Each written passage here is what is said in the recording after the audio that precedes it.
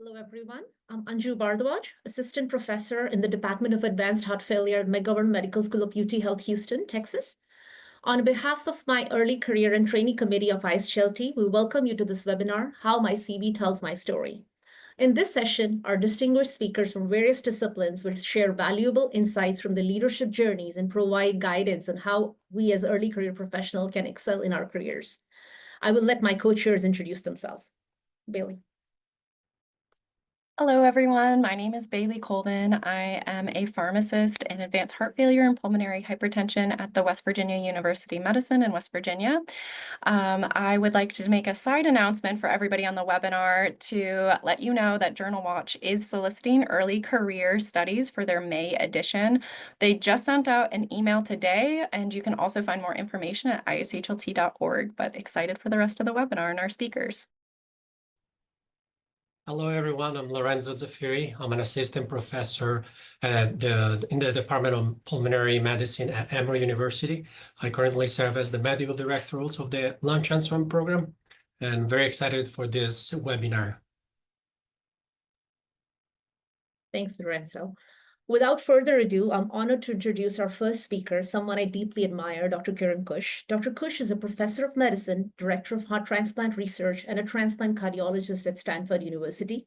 A clinical and translational NIH-funded investigator, she leads a broad research program focused on heart transplantation, primary graft dysfunction, and novel biomarkers for heart transplant surveillance.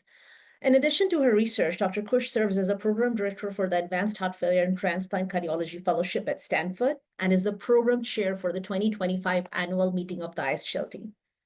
Today, she'll speak on From Fellow to Leader, My Journey with ISHLT. She'll be sharing her experiences, challenges, and key lessons learned along the way, offering us valuable insights to make an impact in ISHLT and beyond. Please join me in welcoming Dr. Khush. Thank you, Dr. Khush.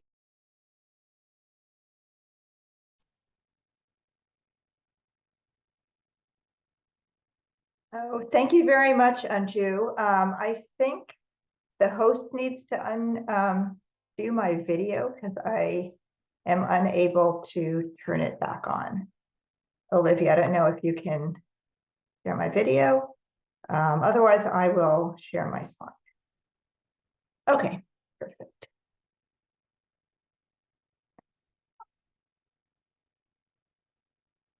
There we go. Perfect. All right. Well, thank you so much to the ECTC for your very kind invitation to speak at this webinar today. It's such an honor for me, and particular thanks to Anju for her invitation. So what I thought I would do in my presentation is really talk about my journey in the ISHLT, more so than CV development, which maybe the other speakers will talk about. I just kind of wanted to talk a little bit about how I got involved in the ISHLT and some of the many benefits that I've experienced in the various roles I've had within the society, and then I'm happy to take your questions afterwards. So my first ISHLT meeting was almost 20 years ago. This was in Madrid in 2006. I was just starting as a faculty member at Stanford, and I remember feeling like a very small fish in a big pond. And I remember sitting in the plenary session and I just felt overwhelmed. There's thousands of people in this room. Sitting in the front rows were leaders in the field. There are people up on stage giving these amazing presentations. And I just thought, like, wow, how do I become like one of these people, leader within the society? And, I felt that it was such an honor to be able to participate in the society, but I had no idea how to become more involved. So over time, I started, going to every year's annual meeting, and I really started trying to do some more networking.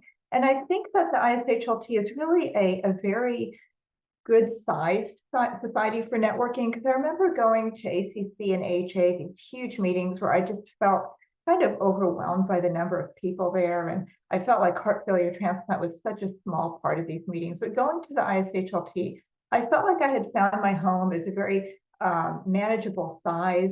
And I felt like I was able to start introducing myself to some of the people who I recognized, who I really admired. And I would often ask some of my colleagues or mentors to introduce me to some of the folks who I really wanted to meet. And I remember going up to Hannah Valentine, shown here in red, for the first time. And for those of you who know Hannah, she's really a groundbreaker in heart transplant research. And she's always very put together and poised, and kind of makes her presence known in a room. And I remember kind of being very intimidated, but going up to Hannah and introducing myself. And, now 20 years later, she's a very close friend and mentor to me. And one thing I started doing when I would go to the annual meeting is actually ahead of time reaching out to people who I really wanted to meet, potential mentors, people whose careers I really admired, whose work I admired, and just saying, could I meet with you for 5 or 10 minutes? Could we grab a cup of coffee? I'd love to kind of pick your brains about something. And invariably, I found that people were just so kind and gracious and helpful, and really willing to spend some time meeting with a very junior person. I remember meeting with Mandeep Mehra at one of the meetings, and he was just so gracious with his time.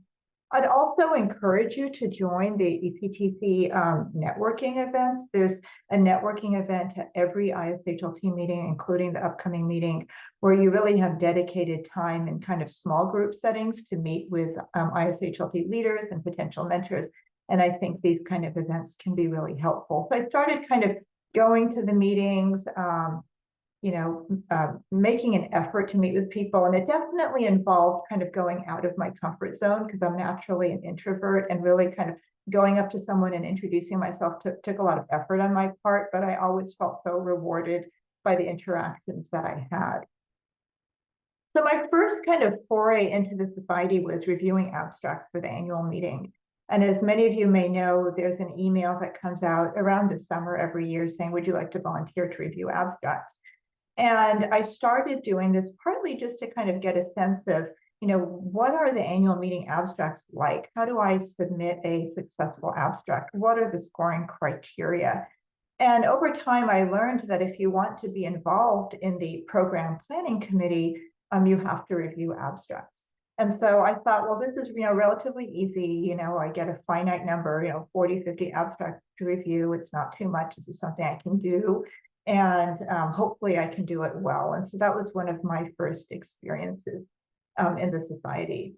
And then I started applying for ISHLT grants. And so, as you may know, the ISHLT now has a foundation that supports a lot of research grants. And the number of grants actually is increasing year on year. And in 2010, I received a Transplant Registry Early Career Award. This grant mechanism no longer exists, but at that time, it enabled you to have access to ISHLT registry data and to work directly with the registry directors and statisticians to perform analyses. And so one of my early papers was on donor-recipient sex mismatch in heart transplantation that came out of this TRACA award. And then about 10 years later, I got the Enduring Hearts Award as well. So there's a lot of wonderful opportunities to apply for research grants through the society. And, usually these grants aren't as competitive as kind of, NIH or HA grants. And so I definitely encourage you to put your hat in the ring to apply for these grants, because I think you have a very good chance of success. All right. So after, my experience working with the registry, analyzing registry data, I became interested in participating in the registry, and so I applied for and was selected to be one of the associate directors of the registry. So for those of you who don't know, there's the overall registry director, and then there's a couple of associate directors. So there's adult heart, pediatric heart, adult lung, pediatric lung. And basically you work with the other registry directors and the overall registry director, who was Joseph Stellick at the time, to analyze the data every year and to write to the annual registry report. So I did that for 5 years, and it was an incredible experience for me, kind of working directly with statisticians, really taking a very deep dive into ISHLT registry data, summarizing it in a really easily digestible format and getting these reports out. So that was a very, I think, valuable experience for me, and these opportunities definitely still exist. After that, I started becoming more involved in journals. And so, as many of you do, I started out reviewing papers for journals. By this time, I think I've reviewed over 120 or 130 papers for the Journal of Heart and Lung Transplant and many other journals as well. And I think the important thing is, if you're receiving an invitation to review a manuscript for a journal it's an honor because you're recognized as an expert in that topic. And so by accepting the invitation, I think the onus is really on you to make sure you're taking the time to really do a thorough job writing a critical review. I mean, these reviews now being on the editorial side are so helpful in evaluating science and making acceptance or rejection decisions. And we really rely on expert reviews. And so I started out just reviewing a lot of papers for journals, again, trying to figure out how to be a good reviewer, what to put into my review, strategies for review. And eventually I was invited to join editorial boards. So I served on the editorial board of the Journal of Cardiac Failure and then Circulation Heart Failure, and was eventually invited to be associate editor of the American Journal of Transplantation, and then deputy editor of the Journal of Heart and Lung Transplantation. And so that was an incredible experience for me. I still am on the editorial board of ISHLT. And again, seeing kind of behind the scenes what happens at the journal level in terms of refereeing manuscripts has been very valuable for my own career, just in terms of, writing papers and strategies for getting them published. After that, I joined the program planning, or didn't join, I was invited to join the program planning committee of the ISHLT annual meeting. So this is something that is really open to the wide membership. Again, as I mentioned, you have to have been an abstract reviewer or a symposium reviewer to be invited to join the program planning committee. And if this is something you're interested in doing, write to the scientific program chair and express your interest. There's no guarantee that you'll be selected, but at least you'll be on a list for future meetings. I think the important thing to realize, not only with being on the program committee, but any other role within the ISHLT, is that these are volunteer opportunities. No one's paying you to do this work, but if you sign up, do the work, because we really rely on you to fulfill these really important tasks. And in return, you will be rewarded because, I always feel like what I've put into the ISHLT has been rewarded 10 times over for me. So serving on the program committee, I thought was an incredibly valuable experience because I really got that insiders or behind the scenes look and understanding in how the annual meeting is organized. I think that clarified a lot of questions for me about, how are symposia organized and selected? How are speakers and moderators chosen? How do I get abstracts accepted and so on? So that was a really incredible, valuable learning experience for me. And I think in turn, it's helped me submit better symposium proposals and more successful abstracts. And also being on the program committee, which has grown over time. My program committee this year has about 63 people on it. It's an incredible networking opportunity where you just meet really amazing, dedicated people from all over the world and work together really closely with them for over a year, planning the annual meeting. So that's a really incredible opportunity. After the program committee, I served on the board of directors for 3 years. So the ISHLT board is comprised of 16 people who manage the affairs of the society, provide governance and leadership. I think being on the board really helped me learn how to think strategically and tactically. I also really gained a deeper understanding of the society's leadership structure and how it operates. And I had the opportunity to meet and work with the incredible ISHLT staff, really a fantastic group of people.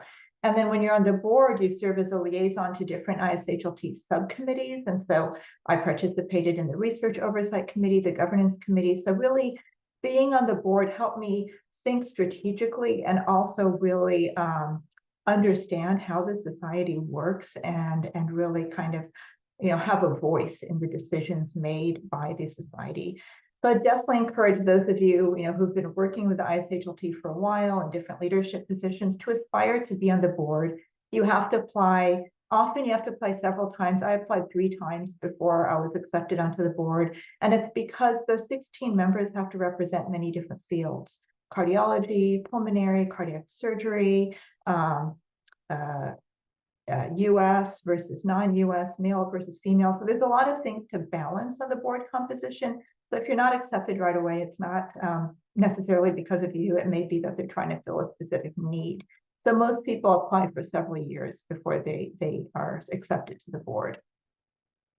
I also the ISHLT Leadership Advisory Forum, or the LAF. So this is comprised of the board and the leaders of all the different committees, including the ECTC, many other folks doing work for the society in many different capacities. There's an annual retreat in January where the whole group gets together to really talk about priorities, the vision for the society, what we should be working on, where we should be going next. So I think that really helped broaden my horizons, and you meet just an amazing group of people, which led to, I think, a lot of opportunities for me in terms of networking, folks inviting me to give talks at their institutions. I was able to set up research collaborations with the people I met, and made many enduring friendships. And so that's really an incredible opportunity to further your career as well. And all of this eventually led me to be the scientific program chair for this year's annual meeting, which has been such an honor for over a year now with my committee.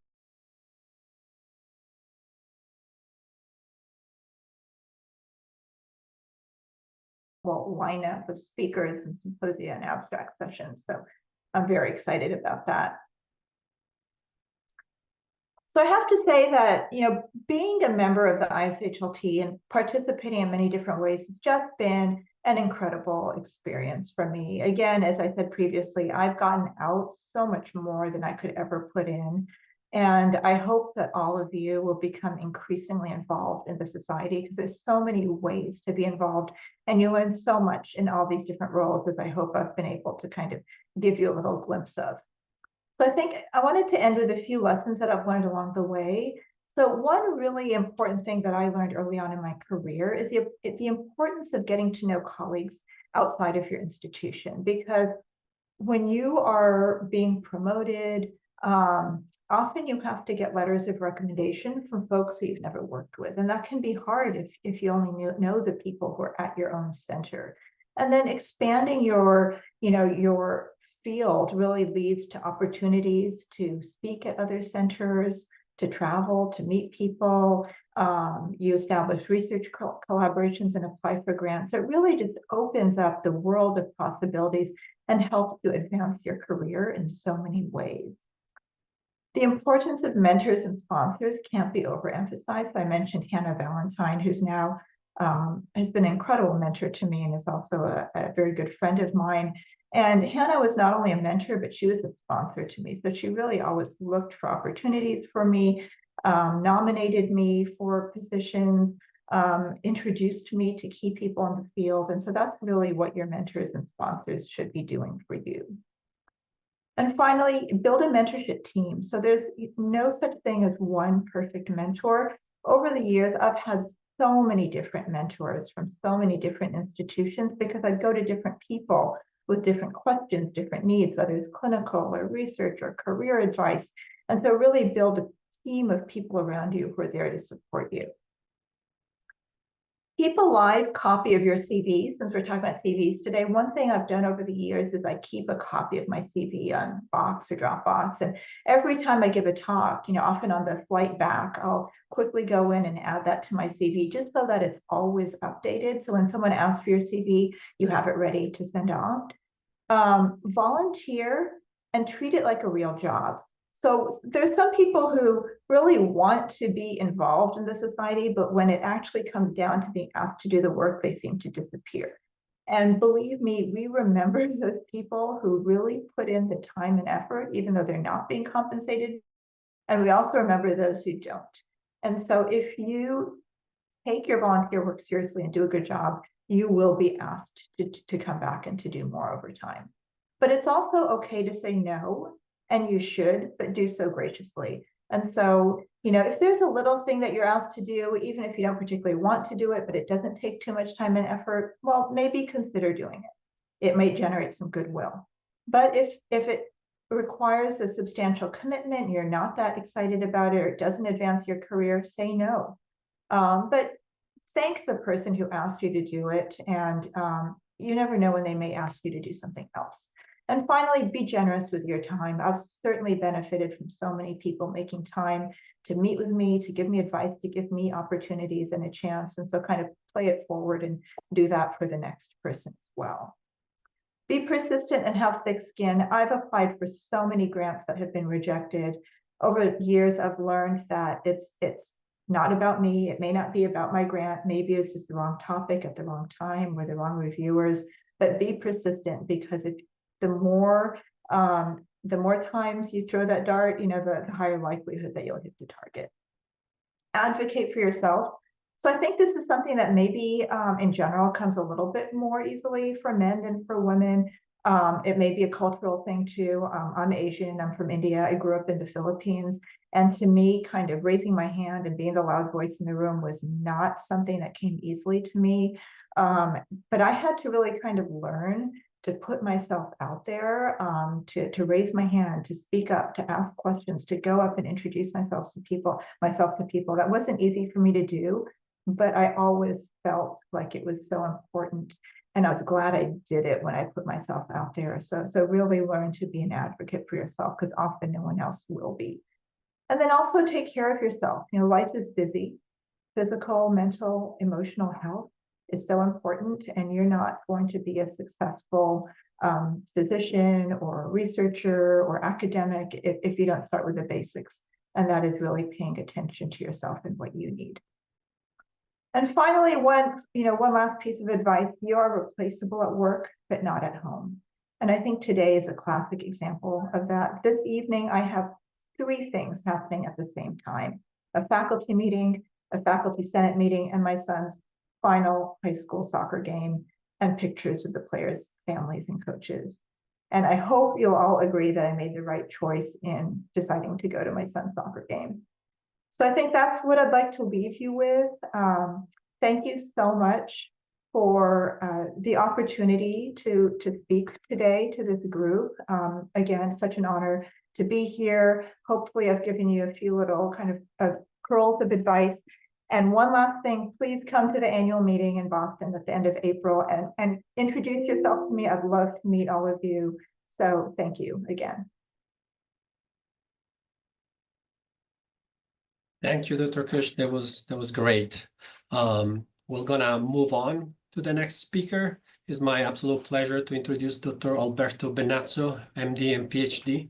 He's currently the surgical director of the Vienna Lung Transplant Program at the Medical University of Vienna. He obtained his medical degree at the University of Pavia in Italy and completed a postgraduate resident training at the Medical University of Vienna, as well as at the University Health Network in Toronto.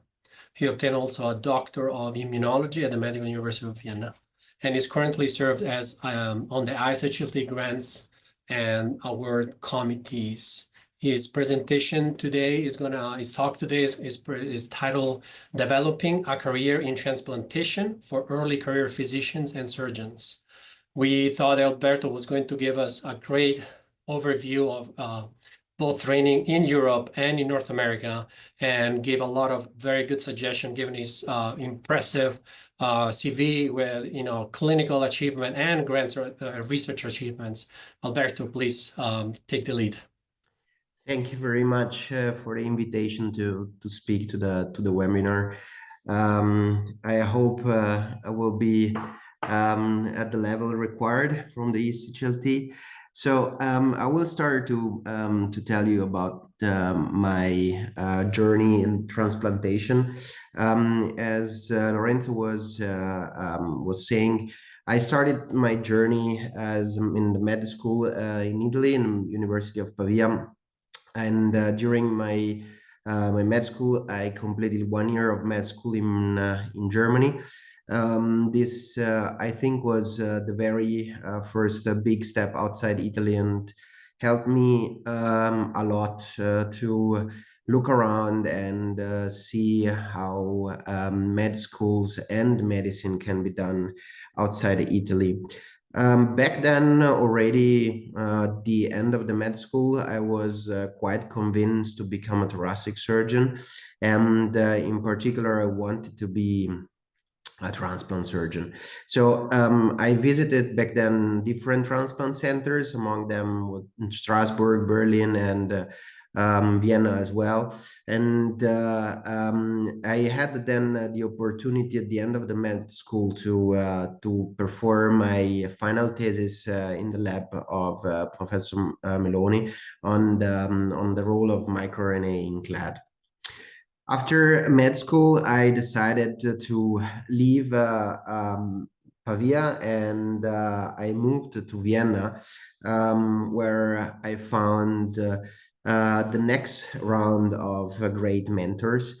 I had the opportunity to start a PhD in transplant immunology, and in parallel, I was able to get a position as a surgical in the surgical training of thoracic surgery at the Medical University of Vienna.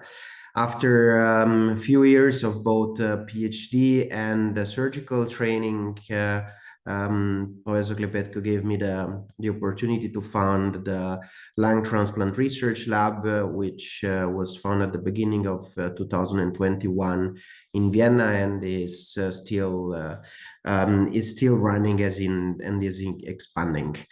Then I finished the surgical training in Vienna, and I was a young consultant thoracic surgeons in the team, and my team decided to send me to Toronto, and where I did a 1-year clinical fellowship in both general thoracic surgery and lung transplantation. This was obviously a great period. Will never forget in my life. Increased my obviously my knowledge and my surgical exposure. There in Toronto, I met Dr. Kashevchi and Dr. Sapple, who both played a very, very important role in the further professional development and in development in my leadership potential. And after this journey in Toronto, I came back to my original department at the Medical University of Vienna. I started an MBA in healthcare management, and I have been appointed since September 2024 surgical director of the program. Here, as you can see, there are a couple of photos of my research group, both at the ISHLT in Prague last year and another national transplant congress. Now, this was my journey around, but what each of these countries have contributed to my career. First of all, I think retrospectively, Italy and the med school that I did in Italy gave me a very strong theoretical foundation. And this theoretical foundation gave me the possibility then to build my first steps in the medical career.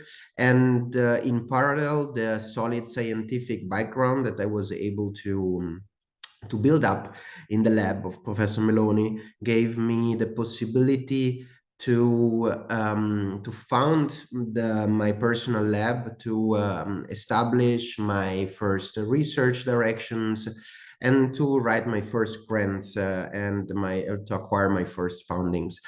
So in obviously Italy, and in particular Pavia is my hometown. So this will always means personal relationship and a very important place in my heart.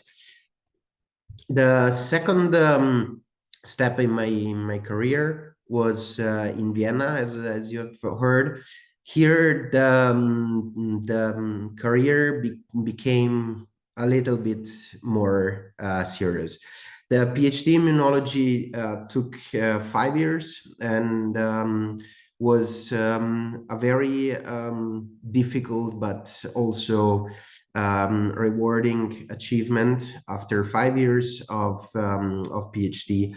And in parallel, I was able to do the full thoracic training that was a very important step in my career, and is in Vienna quite particular.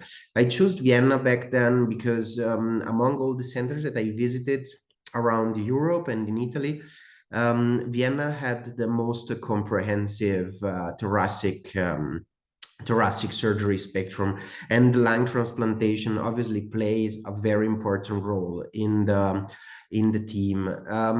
As you can see, it was quite impressive to me when I started, and it is still impressive now for all the guests that we are hosting in Vienna.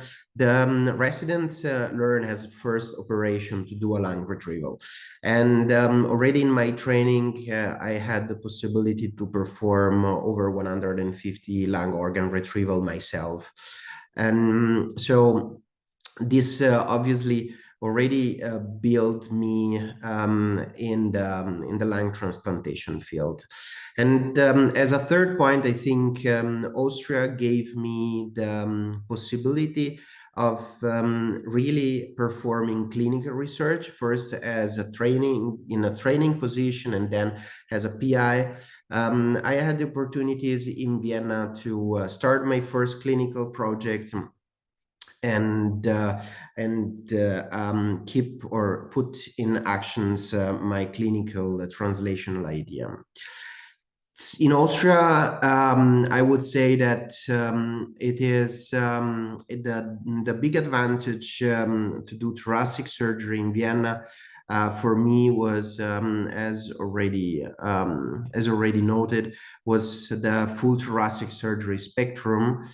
The training has been rigorous, severe, stringent, but it has shaped me as a thoracic surgeon and lung transplant surgeon over these amazing 6 years. And finally, I think that when we speak about possible differences among the countries, I think Austria has the peculiarity of having distinct dynamic regulatory constraints in the application or in the performing specific clinical trials and applying new treatments. And this obviously leads to or brings physicians or increase the possibility of the physicians to apply new treatments and set up some new trials. Obviously, as you can see in the photo, that is a photo from one of my first evening in Vienna. Vienna became a new home for me and gave me several new friends. What was Canada in my career?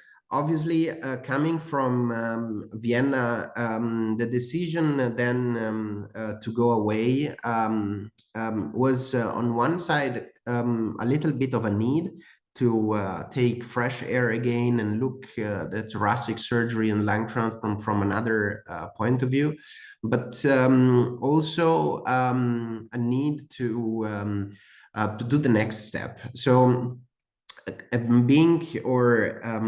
want always to be and to increase and to do a step ahead in the lung transplantation field. So it became quite clear at the beginning already when I was thinking where to go that Toronto would be probably the best options.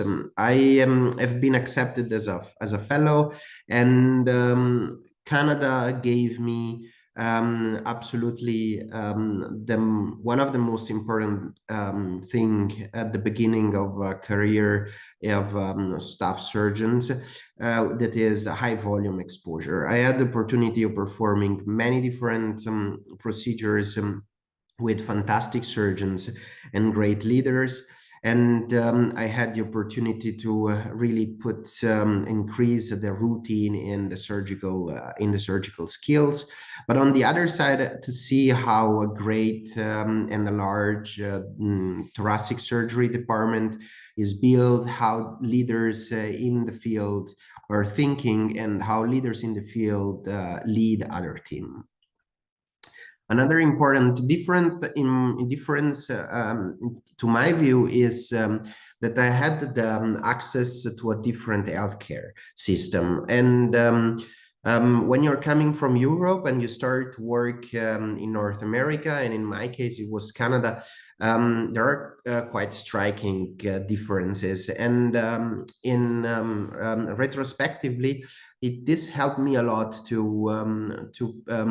make comparisons between different healthcare systems, find out possible advantages and disadvantages in both healthcare systems, and probably take new inspirations from Canada to bring them back in Vienna. Obviously, Toronto has been a great adventure and will be always a very fundamental step I would have in my career. So finally, I just wanted to tell you about ISHLT role in my career. I remember like yesterday my first oral presentation in San Diego in 2017. I was very afraid. It was my first oral presentation, and when I went up to the stage, and I found two giants in the field, I was very scared. And it was it has been very nice from the beginning to be at the ISHLT, because to be on the stage as a young resident was compared to other Congress on one side rewarding, but on the other side as well nice and full of fruitful discussions. Since San Diego 2017, I tried to involve myself more and more in the ISHLT, in the society. I've been a finalist for a couple of awards, and then I decided to apply as a volunteer in the Grants and Award Committee. And this year is my final term. And I'm also very happy that the ISHLT last year endorsed my my first organized symposium on antibody-mediated rejections after lung transplantation here in Vienna. And during this journey, obviously, ISHLT has been fundamental for me, obviously for networking, but contributed as well to bring more innovations in my clinical life and in my research, and was the basis for lifelong connections. Now that I reached the end of my presentation, I have just a few suggestions to younger colleagues in the transplantation fields. For me, it was fundamental to look for the ideal institutions for my career. It was important for me to ask myself whether the institution missions was aligning with my personal and professional goals. I looked for strong mentorship opportunities and research expertise. I think that a supportive environment is just as important as a very good academic quality. And I think also that it is very important to think about your future path and your potential growth. The second suggestions is that mentors are fundamental and have been fundamental in my career until now. Mentors share insights and lessons learned from their experience. They can open doors to new connections and resources. They have constructive criticism and support. A mentor helps set goals and can hold you accountable. And I think through the role of my multiple mentors all over my career, I gained self-assurance and leadership skills. And final, be resilient, embrace new challenges and view setbacks as opportunities. Focus on what you can control and not what you can't. Reflect on experience to grow stronger and wiser. I think you should seek help for mentors, colleagues, and also friends. And finally, keep going, even when the path is tough. And finally, the last suggestions is visit us in Vienna. Thank you very much. Thank you for your insight, Dr. Benazzo. As a reminder to our audience, please share your questions in the Q&A box at the bottom of your screen. We'll be answering questions after the presentation. For our last talk, we have two speakers to provide their perspectives on the topic of developing a career in transplantation for the non-physician clinician. Our first practitioner is Edward Horn, PharmD, who is a clinical pharmacist and serves as the Associate Director of Cardiac Transplant at UPMC Heart and Vascular Institute. Dr. Horn obtained his Doctor of Pharmacy degree from the University of Pittsburgh School of Pharmacy and completed postgraduate residency training at Thomas Jefferson University Hospital and the University of Pittsburgh Medical Center. His current research interests include desensitization and treatment of antibody-mediated rejection in heart transplant recipients, and he currently serves on the ISHLT Program Planning Committee for the 2025 annual meeting, as well as the ISHLT Grants and Awards Committee. And then after Dr. Horn, we will hear from Catherine Hughes, who is an advanced practice registered nurse, APRN, with the Advanced Lung Disease Service at Vanderbilt University Medical Center. She began her bedside nursing career in 2011 as an ICU nurse and cardiothoracic first assist. 2019, she earned her master's degree in nursing, paving the way for her to establish an inpatient advanced practice provider, or APP team. Her team focuses on managing care for lung transplant patients across the continuum, as well as patients with pulmonary hypertension. Within ISHLT, she serves as the professional community representative for nursing and allied health to the Advanced Lung Failure and Transplant Team, IDN. So thank you to you both. Thanks, Bailey. Thanks so much for the introduction, and thanks to the ECTC for having us here today. Just give me a minute to share my slides. Share our slides, I should say. Okay. So I think you're going to hear some overarching themes, and I feel like if I'm on the same page as Dr. Khush and Dr. Benazzo, then you know, we're doing all right. So we were charged with really thinking about looking at the objectives of the webinar. What are the roles that non-physician clinicians play in transplant, and what are the training and career development pathways that exist? And then how do we foster that growth in transplant through, to get the job, promotion, or grant of your dreams? So I think when you think about who is a non-physician clinician, it's really everybody it's a lot of people on the team. And this graphic is really old. This is from 1989, but I think it still holds true today that when you see that the amount of, or the different types and diversity of folks that are needed to take care of a single transplant patient, there's a lot. It's a lot of different folks that are involved. So we're all involved in that multidisciplinary care team. I think that's, the ISHLT as an organization reflects that, right? Is the strength of the multidisciplinary aspect of approaching things. But one group that's not on this list are our friends, the APPs, the advanced practice providers, like Kate, and nurse practitioners and physician assistants are also incredibly important when it comes to taking care of the day-to-day aspects of these patients. From a pharmacist perspective, you have to have one to have a transplant program. We're involved in the preoperative evaluation of patients, so looking at medication compliance, as well as educating patients about immunosuppressive drug regimens and vaccination. We have a role in the post-transplant multidisciplinary care of patients, as well as medication education prior to discharge. And that's really stuff that's focused on the inpatient side of things. But you can also have roles within an outpatient setting too, providing continuity of care. If we look at the pharmacy training pathway with the US model, Bailey kind of went over my pathway. But what we see here is you have the PharmD degree, which can range from 6 to 8 years of collegiate education in a graduate program.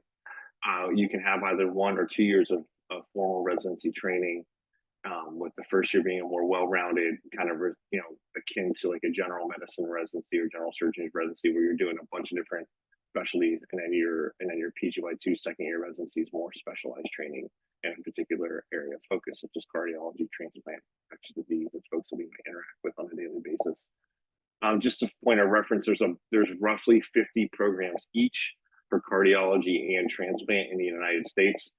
When I went through training, as Bailey said, I did a critical care residency, because at that time there were only 2 transplant programs in the United States. So it's grown quite a bit in the 20 plus years that I've had my career.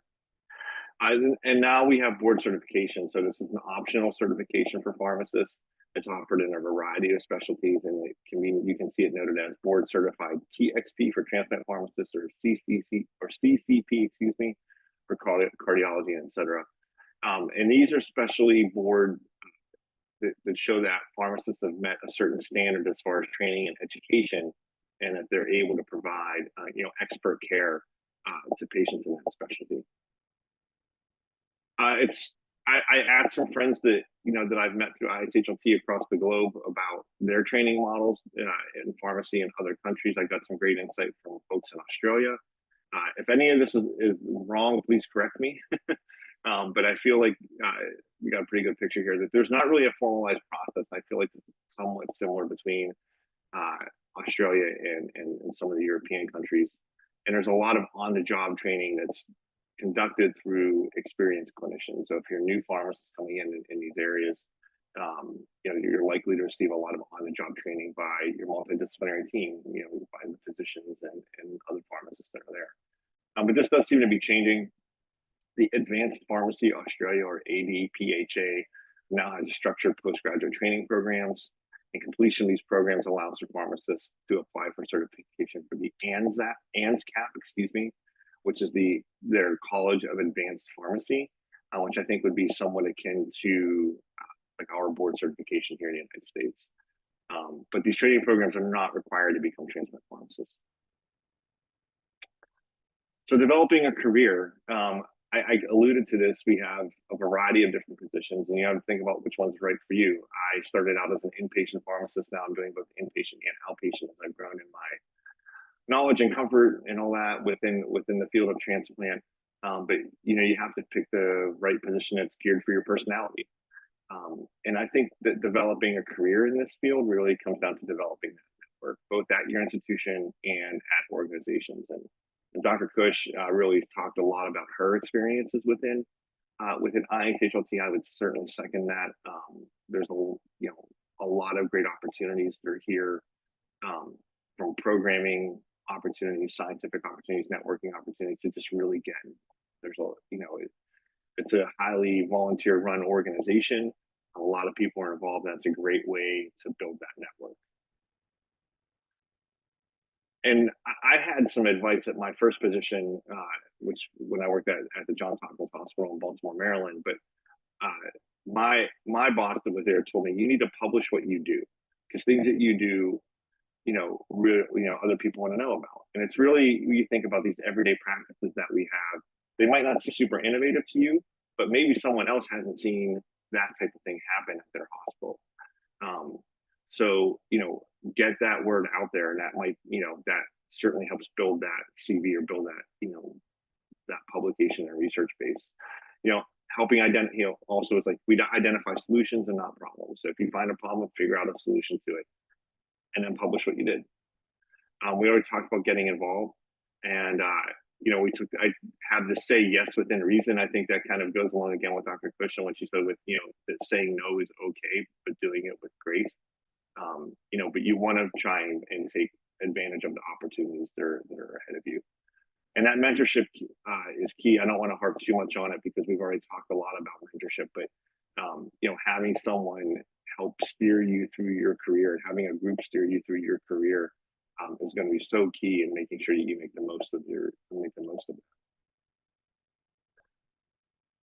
And then translating that work to words because that's what you need to put together for your promotion document. So keep track. We've already talked about this. Like, don't wait once a year to try and update your CV. You want to make sure that you're doing that as a live document, to where we are. I know I do this. If something I see, we have something gets published as an abstract or paper, it's on my CV as soon as I get the email notification, just to make sure I don't forget about it. You want to organize your CV really to your institution's preferred method of organizing, of getting that in an order to where you're going to, be able to get promoted and have and get a good review. So make it easy to find the key items that you want to highlight. At the University of Pittsburgh, we group research and clinical practice highlights and teaching by position since your last academic promotion. So you're really kind of highlighting, what you've done during this time that you've been at an assistant or an associate professor level. And again, including the initiatives that you have as well to help you've created and report upon this. So we know that QA and PI initiatives are key for transplant programs, and that those are the things that keep the transplant programs moving. You have and highlight them on your CV, and you may also want to describe them in a cover letter of intent, so you can have a little bit more of a narrative when you're going through them. All right, Kate, I'm going to turn it over to you. Thanks, Ed. And thanks for, asking me to kind of take over for this APP part here. So I appreciate being, invited. So contrary to basically everyone else that's gotten to present, there is actually no formal education for advanced practice providers in transplant. So we are kind of those that stumble into it for some reason, whether those of us that were bedside nurses that did transplant or, just happened to find a job that was open and it was in transplant, but there is no formal training. And I think that often is what limits advanced practice providers from being as published and as integrated into how to succeed in transplant.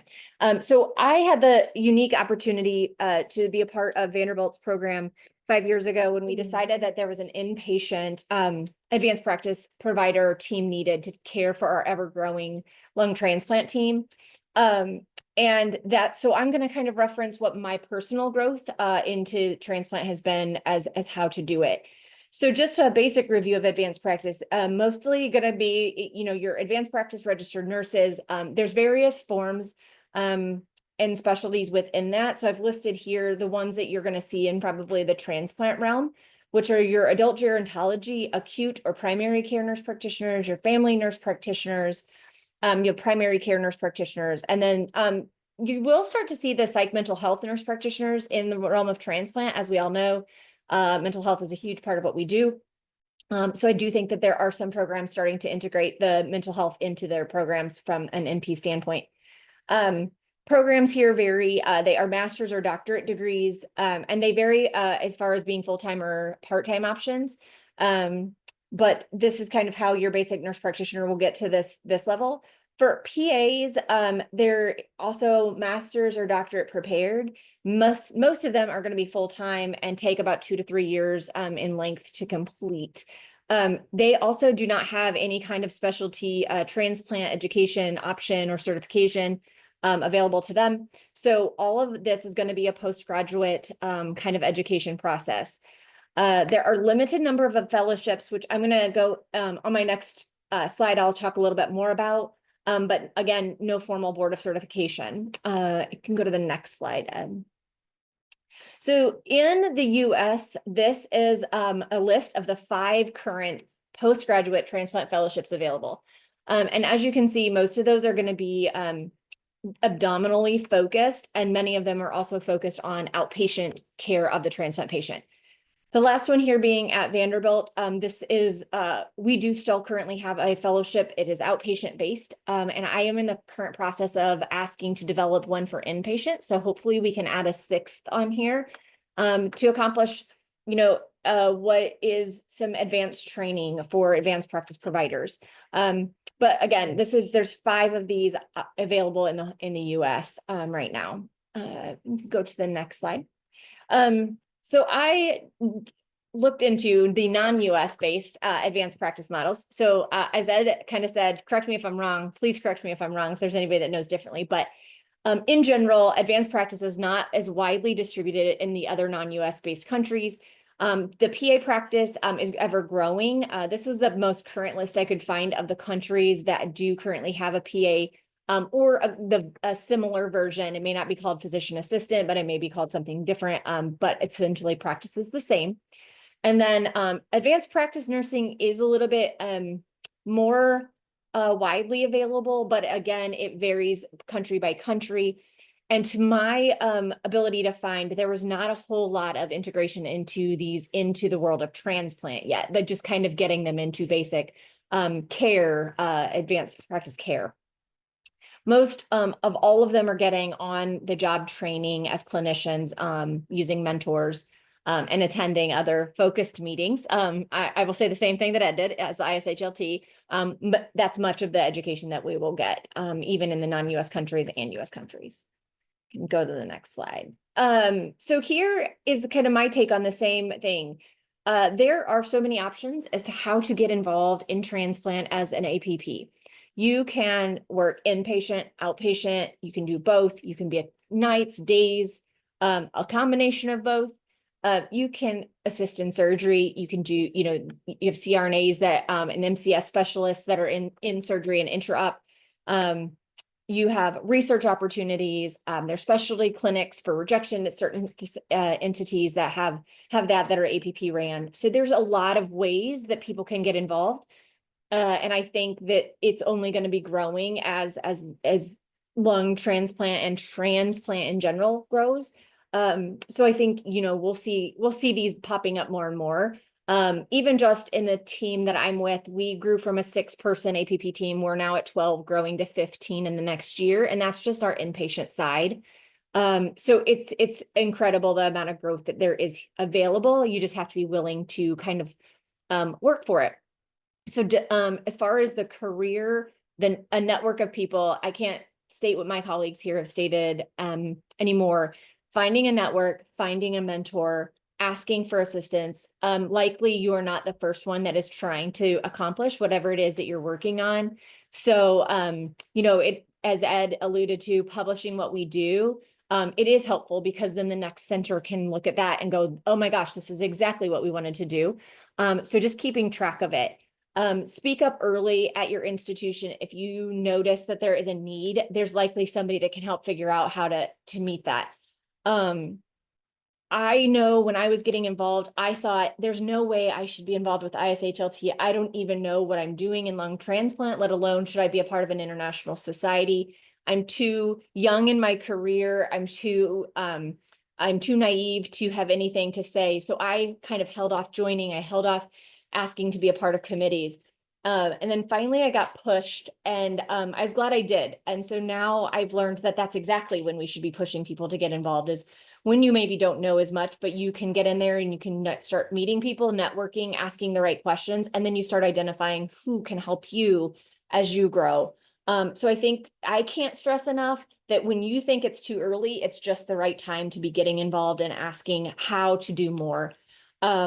Very similarly to everyone else's statements, my first kind of involvement was abstract reviewing, and then it's just kind of looking for those next opportunities. And so I was able to join a committee and get on a professional committee and help with the idea now, which has led me to more connections and led me to these other opportunities. As just somebody might mention your name because they've seen you on something else. And so I think you can't replace how important that is with being able to get more information and growth. Participating on the guidelines and consensus. I can't tell you, I didn't even know things that were going on in my own hospital until I started paying attention to these guidelines. And then I realized that the people I work with were important and writing on them and part of the consensus statements. And then now I start to recognize people that I've read the consensus statement and they put input in. So it's really fun to kind of see that whole circle come around. And then being able to now feel like I can have a comment and participate in that discussion. So just getting involved early, using ISHLT to connect to find somebody that might be able to answer a question, to simply posting it out there because somebody probably has insight. I think we have one. This is very similar. You just saw this really with Ed. I just kind of tweaked a few things, but there is so many things that can be published. Like even just doing this, you know, I will put this on a list and I update my CV with it. Like it may not go to everybody, but I kind of include everything, and then I can tailor it down, or I can rewrite it the more I see if I'm doing several webinars, or if I've developed a symposium, or it's easier to have it there, and then you can kind of refine it when you want it to look nice, but having it available so that information is there and you don't have to think back and try to like collect all of your information once a year. And then just saying yes to things. Even when I don't have time, I'm always kind of trying to think, well, when will I have time? So yes, let me go ahead and commit to doing abstract reviews, because I might not have time now, but when those are coming out, I will. You know, you might miss an opportunity because right now when they're looking for a journal reviewer, or, you know, an editor, you think you're too busy, but you might have that time coming up by the time the position would be open. And I know Dr. Khush mentioned this, but kind of reapplying. So I learned that they're always looking for a certain thing, certain mix, you know, so it might not be the right time for you as a female in lung from the United States, but next year, you know, a woman from the United States in lung might be exactly what we're looking for to fill that need on a committee. So just always like reapplying, staying in tune, and just keeping at it, because your turn will come. And so speak up and get involved. Speak up early. One thing as advanced practice, I will say there's a lot of times that the assumption is that we have the same background, we have the same guidance. And I don't think that all of our colleagues in this large multidisciplinary group realize that not all of us are trained the same way or have the same training. So speaking up early when you know that you might be interested in getting more education about something, speaking up early and letting them know, hey, I'd like to get involved in research, but I don't know how, because I didn't have that as part of my you know, education, is a great way to just start getting involved in at small spots with others that are already doing the larger research. And then I think one last slide, Ed. And so this kind of summarizes what I've already said, but the last part I wanted to kind of talk about is that there are differences, and this kind of is other careers, but there's people that are staff, not only faculty and not all faculty. And part of that for advanced practice comes with, we don't usually have any kind of time given for research. We're not usually given any time or extra even continuing education funds for conferences and extra training. So I think if you are somebody that has an advanced practice team or is advocating for one to be a part of your institute, or you're an advanced practice person trying to advance your career, speaking up and asking for those opportunities that might be a part of the other, your other colleagues, but are not innate to the advanced practice realm, let alone the advanced practice realm in transplant. So I think the easiest thing to do is put your asks out there. You can be told no, but you might be told yes.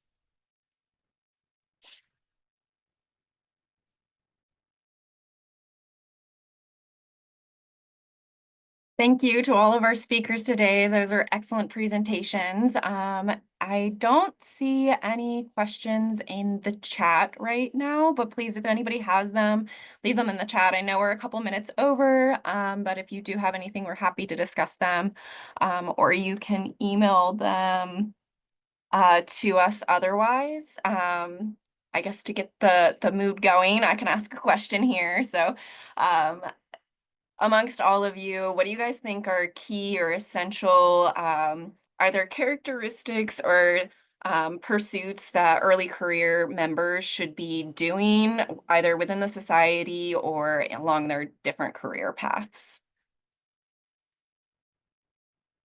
Well, maybe I can start. So I think some of the things that I mentioned. So one, volunteer to be an abstract reviewer, a symposium proposal reviewer. I think that's kind of a nice, well-defined way to start. Join the ECTC, go to the IDN meeting and the professional community networking events at the annual meeting. And I think those are great ways to meet people and start to become involved in the society. Yeah, I would echo that. I feel like that's how I got my start. abstract reviews and going to the different networking meetings, and just kind of came from there. Same here. Volunteering has helped me a lot.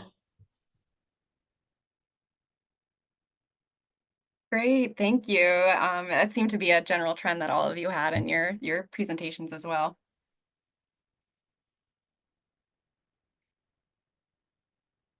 Yeah, one more question for the, that we prepare, waiting for other, if you want to participate and put their question in the Q&A. I think that Dr. Khush already mentioned that, and it's true probably for all of you. How do you balance your clinic responsibility, research, and leadership role effectively? What do you think are, it obviously is, it require a lot everywhere, and clinically, research, and at home, as mentioned. I don't know if there is a magic formula, but we would like to hear some of your experiences and what you think is important.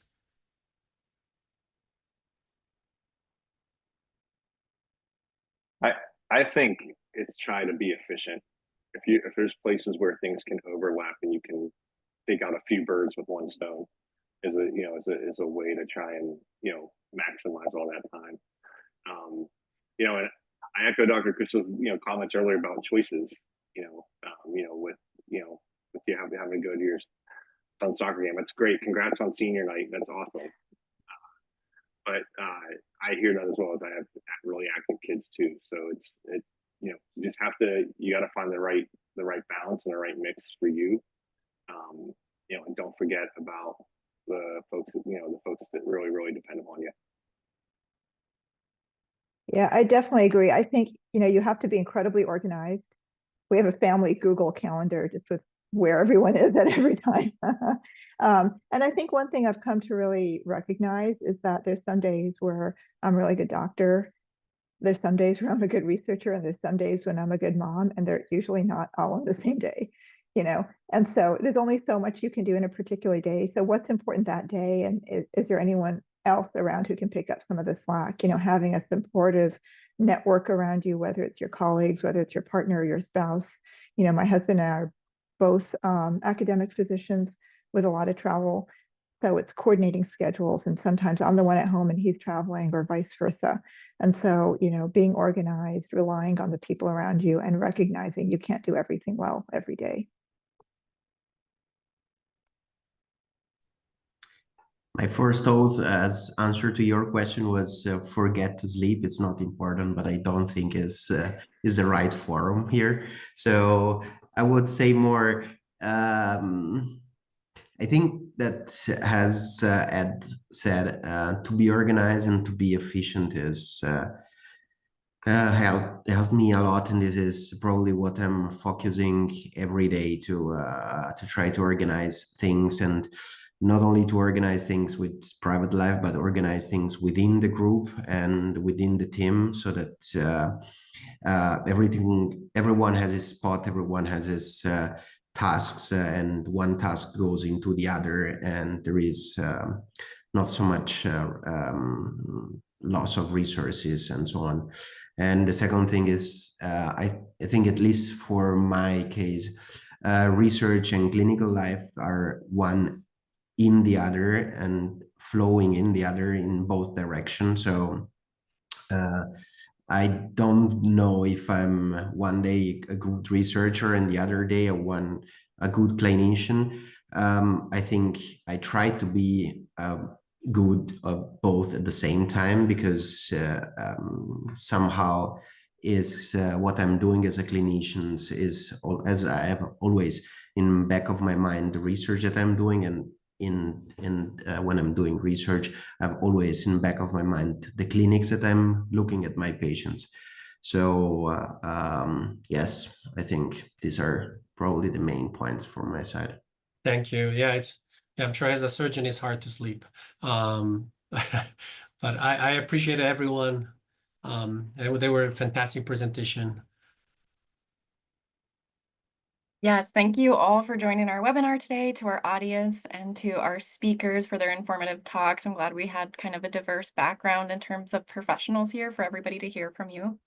I would again like to announce that the Journal Watch is collecting early career studies for May, so please check that out in your email or on ishlt.org. And I hope you all enjoy the rest of your day. We look forward to seeing you in person at the annual meeting. Come to our early career events. They should be great. Thank you, Thanks, everybody. everyone. Good evening. Thanks so much. Bye-bye.